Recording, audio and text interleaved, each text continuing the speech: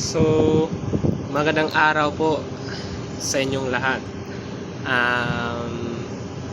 Ipapakilala ko muna ang aking sarili. Ako nga po pala si Midshipman Christian O. Aguilar, first year PSMT sa seksyon ng G2A. At ngayon, pag-aaralan naman natin ang mga epekto ng pagbaha sa loob ng barko at ang kakayahang matagos ng tubig sa katatagan ng barko, or in English, the effects of bulging and permeability on the stability of the ship. So ngayon guys, magtatagalog ako para sa inyo at para maiba naman i-explain ko sa inyo gamit ang lingwaheng Tagalog. So tara, simulan na natin. So effects of bulging and permeability of the ship stability. 1. Definition of bulging. So bulging refers to the accidental flooding of a ship's compartment due to hull damage leading to water ingress. This can occur because of grounding, collision, or structural failure. So bulging directly impacts the vessel's buoyancy, stability, and overall safety. So ang pagbaha sa loob ng barko ay tumutukoy sa hindi inaasahang pagpasok ng tubig. So yun nga po pala, sa mga bahagi o kompartimento ng barko dulot ng pagkasira ng katawan nito. So yan po yung rason.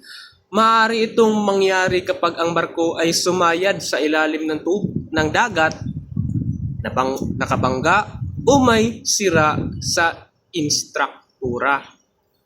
Ang pagbaha ay may direktang epekto sa kakayahan ng barko na lumutang. So yun po yung buoyancy sa katatagan nito at sa pangkalahatang kaligtasan ng biyahe. So yun po yung number 1. So number 2, definition of permeability.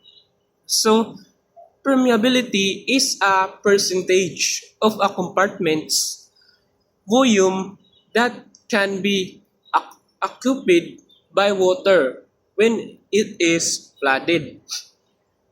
So ang kakayahang makatagos ng tubig o yung tinatawag na permeability ay ang porsyento ng kabuuang laki o dami ng espasyo sa loob ng isang kompartimento na maaaring mapuno ng tubig kapag ito ay nakbuksan o napinsala. So yun po yung permeability. So it is calculated also as permeability equals volume of water that can enter divided by the volume of the compartments times 100. So permeability varies depending of the compartment type. So first is cargo hold. Permeability 60 to 70%. So passengers area permeability 85%. Machinery space permeability 85 to 95%. Tanks permeability 0 to 5% if fully loaded or higher if partially filled. So yun po yung permeability. So nadako naman tayo sa effects of bulging and permeability on stability. So una is ang loss of buoyancy. So when a compartment floods, the buoyancy provided by the space is lost. So this causes the ship to sink deeper into the water or increase draft, affecting overall stability. So the ship's center of buoyancy shifts upward and towards the flooded side. A third altering stability characteristics. So kapag nabaha ang isang bahagi ng barko, nawawala ang kakayahan nitong magbigay ng kakayahang lumutang. So yun po yung buoyancy sa bahaging iyon. So dahil dito lalong lumulubog ang barko sa tubig o tinatawag na tumataas ang lalim na nilalagayan nito na nakakaapekto sa pangkalahatang katatagan. So malaki po yung epekto sa pangkalahatang katatagan. Ang sentro ng kakayahang lumutang ng barko ay lumilipat paitaas at papunta sa bahaging nabaha na nagbabago sa katangian ng katatagan nito. So yun po yun. So pangalawa is the change in stability parameters. So metracentric height o GM. Bulging reduces the metracentric height because of the free surface effects in the flooded compartment and the upward shift of the center of gravity. So this makes the ship more prone to rolling and less resistant to external forces. So yun po yun. Pag bumababa ang taas ng metrasentro dahil sa epekto ng malayang ibabaw ng tubig sa loob ng nabahang bahagi at paglipat ng paitaas ng sentro ng bigat ng barko. Dahil dito ay mas madaling umugoy ang barko at mas mahina ang paglaban nito sa mga puwersa mula sa labas. So, yun po yun. So, righting lever or GC. The range of positive stability decreases due to the reduced righting arm or GC, making the ship less stable and larger angles of health. Lumiliit sabi dito, lumiliit ang saklaw ng positibong katatagan dahil humihina ang kakayahan ng barko na bumalik sa tuwid na posisyon kapag nakahilig, kaya mas hindi matatag ito kapag malaki na ang pagkiling. So kapag kumikiling ang barko, mas malaki mas maliit ang kakayahang mas matatag ito. So yun po yun.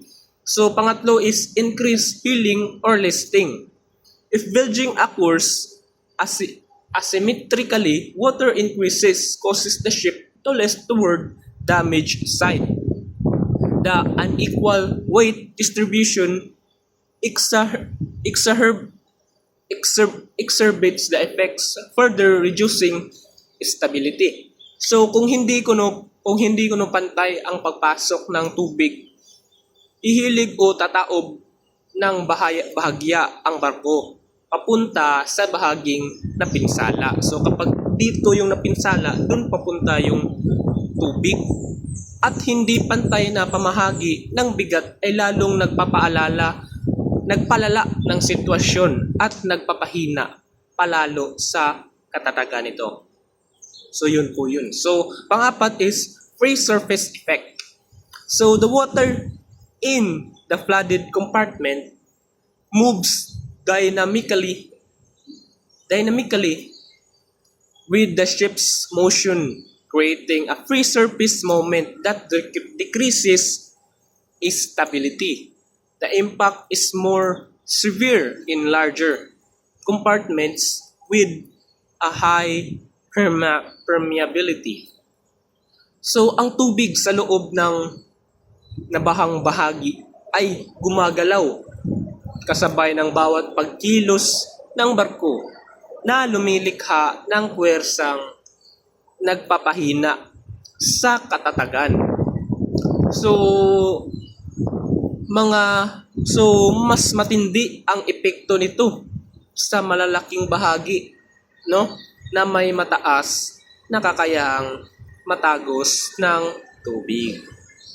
So yun po yung pang-apat. So at ang panglima is progressive flooding. So high permeability in a compartment allows more water ingress, increasing the risk of adjacent compartments. Flooding in watertight integrity is compromised. Progressive flooding reduces buoyancy and stability, further potentially leading to capsizing. So sinasabi dito na kapag mataas ang kakayahang matagos ng tubig ang isang bahagi, mas marami ang pumapasok na tubig at tumataas ang panganib na abutin nito ang mga katabing bahagi kung nasira ang mga harang na hindi pinapadaan ang tubig. So, yung tinatawag nilang harang is yun yung compartments. So, habang kumakalat ang baha, lalong humihina ang kakayahang lumutang ang katatagan ng barko na maaaring humahantong sa paglubog. So, yun po yun. So, number 6 is trim changes. So, depending on the location of the flooded compartment, forward compartments cause the ship to trim by the bow, and aft compartments causes the ship to trim by the stern. So, midship compartments causes uniform sinking without significant trim. Sa harap, so yung una is sa harap. So, yun yung hihilig pababa ang unahan ng barko. So, sa likuran naman is hihilig pababa ang hulihan ng barko. So, yung likuran, yung pababa. So, humihilig pababa yung likuran sa barko. Yung sa gitna or sa midship, pantay na lumulubog ang buong barko nang walang malaking pagbabago sa pagkakahalili nito. So 7 is the loss of reserve buoyancy. So bulging decrease the ship's reserve buoyancy, leaving less margin for additional flooding or damage. So nababawasan ang nakalaang kakayahang lumutang ng barko, kaya mas kaunti na lamang ang kakayahan nitong tiisin kung sakaling magkaroon pa ng ibang pinsala o pagpasok ng tubig. So yun po yun. So dadako naman tayo sa critical factors influencing the effects. So first is permeability. So high permeability leads to a greater volume of water entering the compartment, worsening stability loss. So low permeability compartments, for example, fully loaded tanks, mitigate the effects of flooding. So kapag mataas ito, mas marami ang pumapasok na tubig at mas lumalala ang paghina ng katatagan. So yun po yun, yung high permeability. So kapag mababa naman, halimbawa, mga tangke na puno ng laman, nababawasan ang masamang epekto ng pagbaha. So yun po yun. So number 2 is compartment location.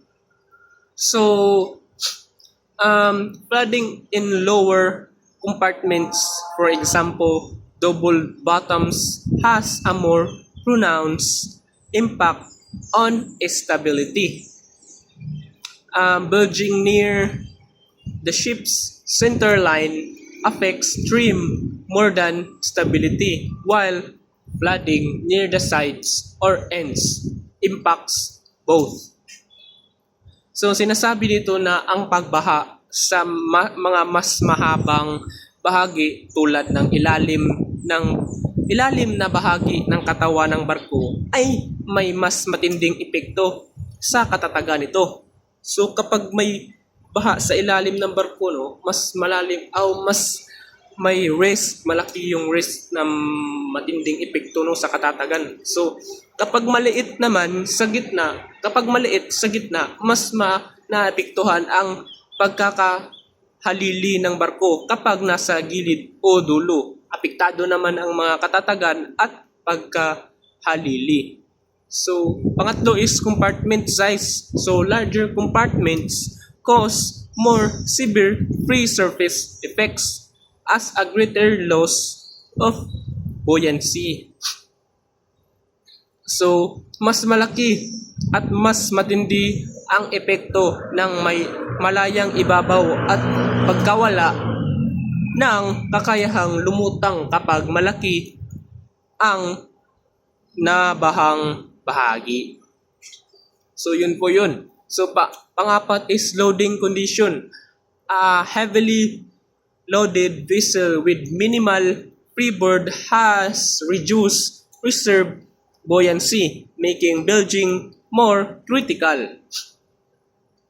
So, kapag puno ang kargamento at mababa ang bahagi ng barko na nakalitaw sa tubig, mas kaunti ang nakalaang kakayahang lumulutang, kaya mas mapanganib ang pagbaha. So,